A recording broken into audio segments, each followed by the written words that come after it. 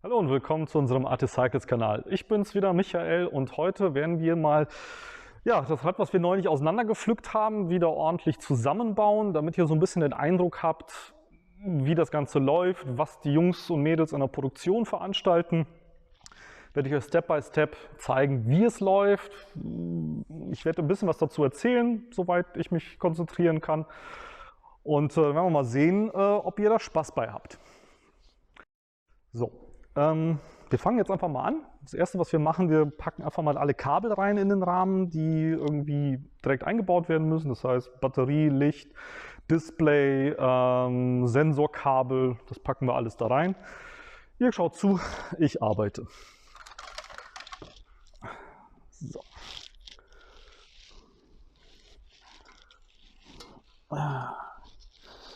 Ist natürlich alles hier so ein bisschen wenig Platz. Deswegen könnt ihr euch ungefähr vorstellen, ja, wie anstrengend das in der Produktion ist, wenn du da irgendwie 1000 von diesen Rahmen baust und machst und ja, alles halt zusammenkommt. In der Produktion ist es sogar so, dass die Jungs und Mädels dort einfach komplette Baugruppen haben. Das heißt, wir haben einzelne Stufen. Jede Abteilung, also jeder Platz hat so seine Komponenten, die montieren. Das ist also ein bisschen anders als das, was ich hier gerade mache. Ja, ich montiere alles alleine. Und deswegen mag das vielleicht hier und da mal so ein bisschen wirr wirken, was ich mache. Aber glaubt mir, ich habe sowas schon mal gemacht. So, einmal die Kabel hier vorne rein. Irgendwie da rausfischen aus dem Rahmen. Nicht, dass die falschen Wege nehmen.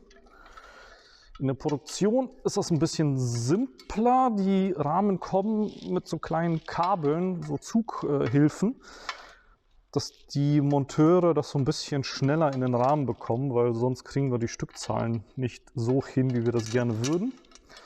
So, jetzt ist natürlich hier Schräubchen, Werkzeug. So. So, das ist schon mal der erste Teil. Wie ihr seht, es ist nicht unbedingt so einfach, wie es alle immer denken. So, Kabel sind drin. Schraube festziehen. Andere machen wir auch gleich mal ein bisschen. Die funktioniert. So, dann werden hier die ersten Kabel zusammengesteckt, damit die nicht abhauen. So. Und runter zum Motor.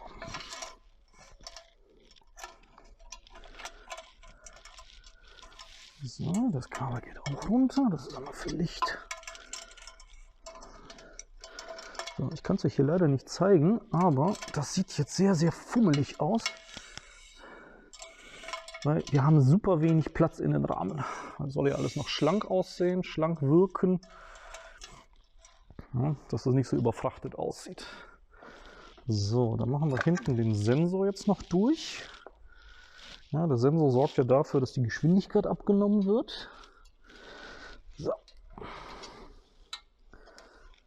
Wunderbar. Das Ganze wird dann jemand an einer Schraube befestigt.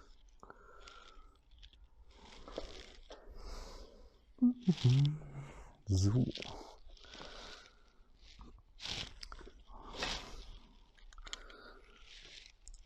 So, wunderbar. Übrigens nicht wundern, falls mir hier und da mal eine Schraube runterfällt. Das ist hier live, was ich hier veranstalte.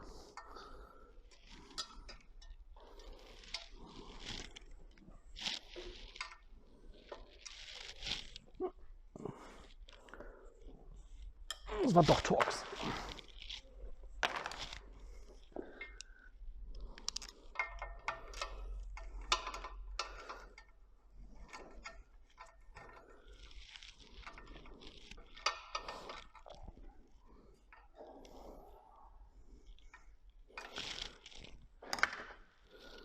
So, dann wird im Prinzip das Kabel zusammen mit der Bremsleitung, die hier schon vormontiert war.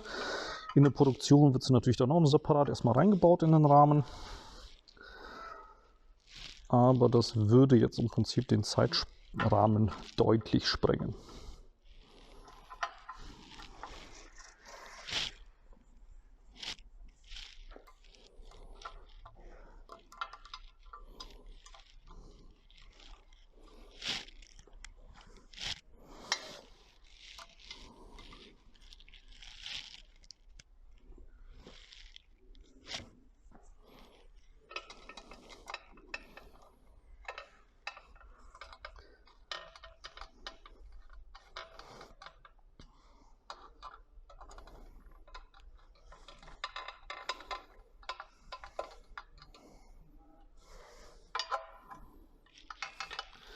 So, wir machen den hinteren Bremssattel auch direkt mit fest.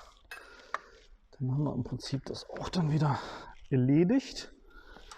Müssen wir hinterher nicht ran, wenn es richtig eng wird.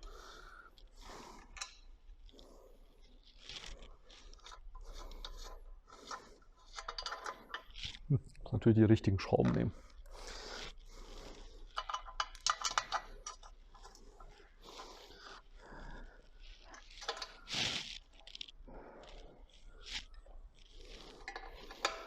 Und jetzt in der Produktion ständen, würde sowas natürlich mit den Schrauben nicht passieren, weil die haben einfach ihre Schrauben da liegen für das jeweilige Bauteil, was sie montieren müssen. Also da kann auch nichts durcheinander kommen. Also ihr braucht euch keine Gedanken machen, dass da plötzlich irgendwo eine Schraube verbaut ist, die da nicht hingehört. Also da könnt ihr ganz entspannt sein. Jetzt einmal die Abdeckung drüber. So, mal kurz schauen, fehlt uns noch irgendwas? Genau. So, jetzt kommt der Batteriehalter. Das ist ein Teil davon, besteht aus 2 Teilen. Das ist im Endeffekt ein Adapterstück. Kommt mit den 500 Wattstunden Akkus. Bei den 625 Wattstunden Akkus ist der Adapter nicht mehr dran, weil der Akku etwas länger ist und den Platz komplett ausfüllt. So, das wird hier langsam voll.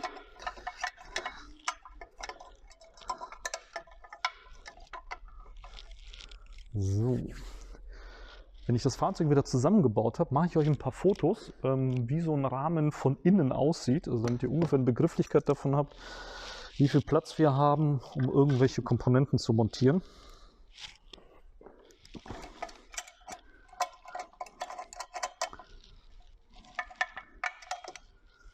So, jetzt soll ich alles schön sauber da drin sein. So, und das ist der zweite Teil von der Akkuhalterung. Da sitzt das Schloss mit dran. Ja, nichts Spannendes. Muss aber hier auch in den Rahmen hineingestopft werden. Ja, ist drin. Natürlich ein bisschen austariert, justiert werden. Das machen wir aber später, wenn das ganze Rad zusammengebaut ist.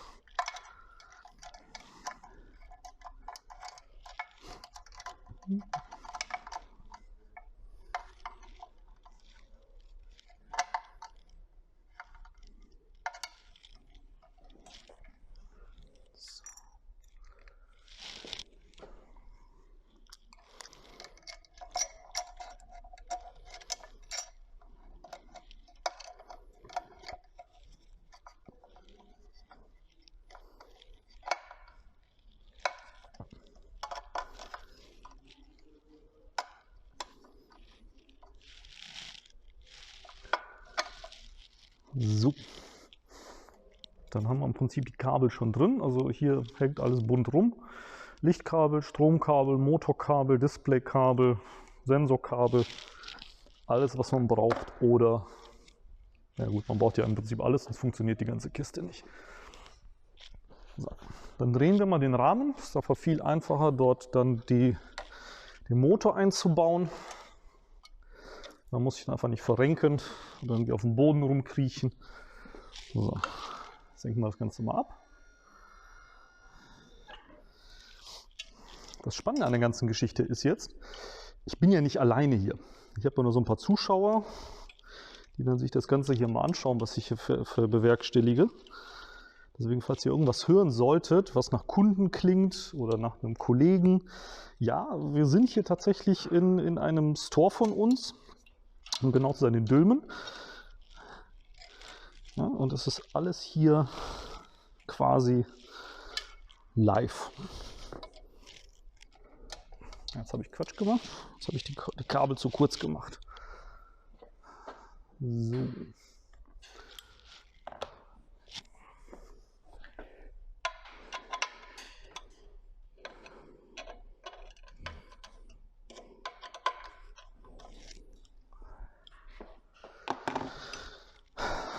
So, darf ich vorstellen, Bosch-Motor. Das ist der Performance Line CX, ist hier bei den LEB 990 Modellen immer mit drin.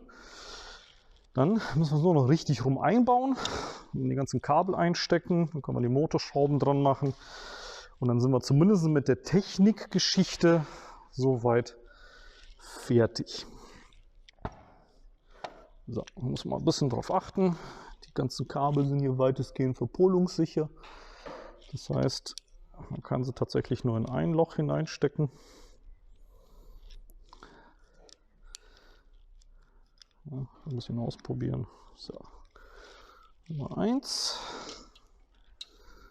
So, machen wir das. So, Nummer 2. So, große Displaykabel.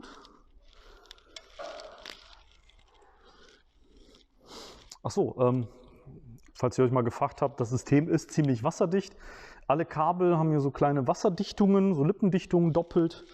Das heißt, auch wenn ihr damit durch die Nässe fahrt oder irgendwie es nass ist, es hinten auf dem Heckträger vom Auto ist, also da kann so schnell kein Wasser reinkommen, sollte trotzdem nicht irgendwie mit dem Hochdruckreiniger da dran gehen, weil dann ist natürlich die Gefahr groß, dass dann plötzlich Klein Nemo im Rahmen schwimmt. Und ja, dann könnt ihr ein neues Fahrrad kaufen, beziehungsweise einen neuen Motor.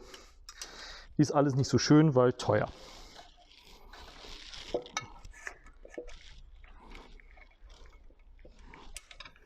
Ja.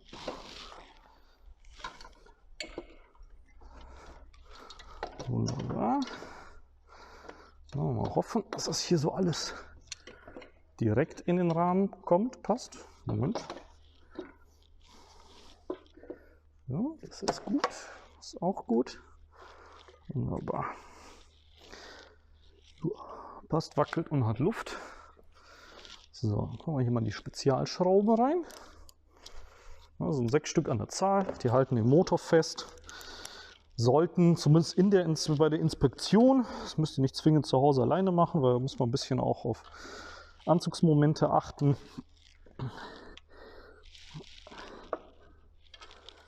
Ja, müssen zwischendurch mal angezogen werden.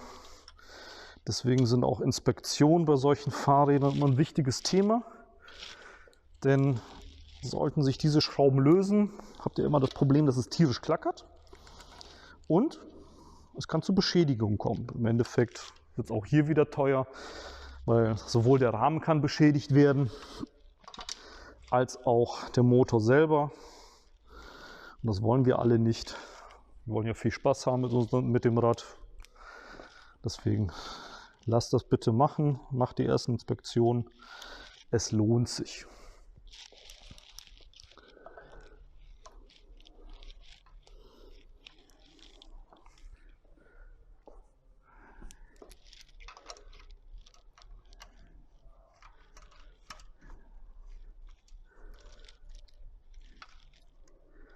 So, vielleicht mal hier so ein bisschen rangehen und die ganzen Kabel hübsch machen. Die werden auch hinter einer Abdeckung verschwinden.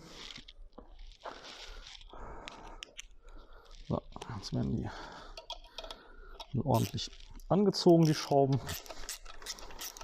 Später noch mit dem Drehmomentschlüssel nachgezogen. Das wird dann beim Endcheck nochmal gemacht.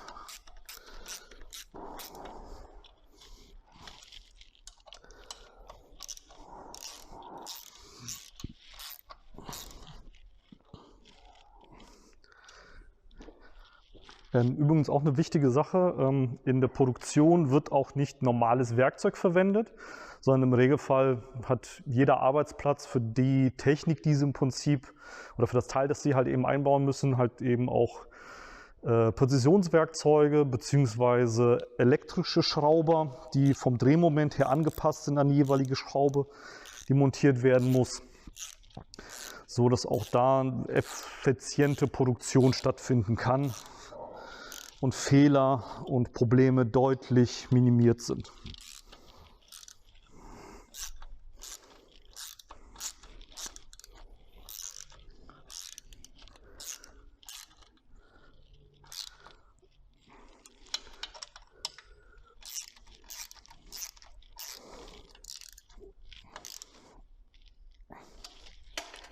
Hier unten.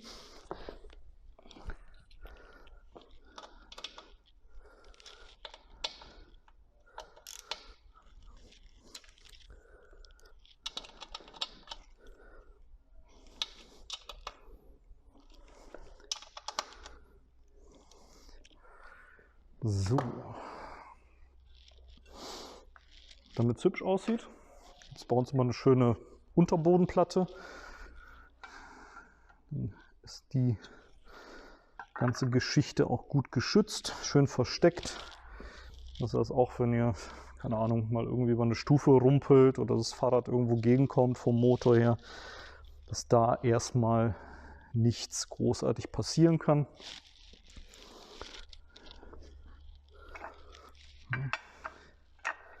Die ist auch aus Metall gearbeitet.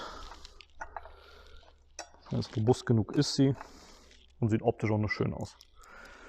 Immer in Fahrzeugfarbe lackiert, damit da nicht irgendwie so ein hässliches schwarzes Teil oder ähnliches dran hängt.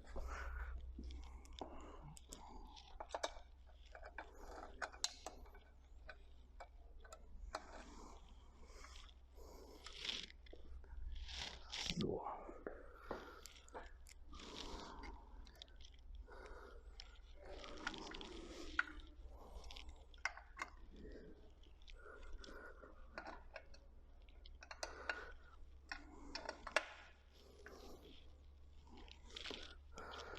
So, zu guter Letzt, wie gesagt, sortieren wir mal eben hier die Kabel so ein bisschen rein, dass das so nett aussieht.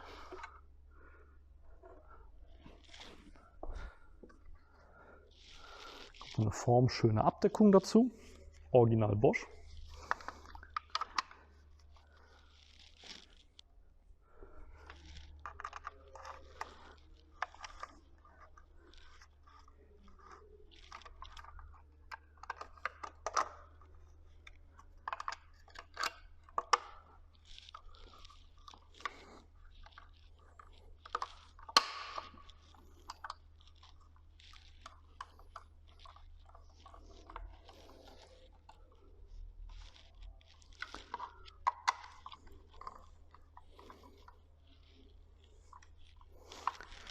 So, dann drehen wir das Ganze wieder.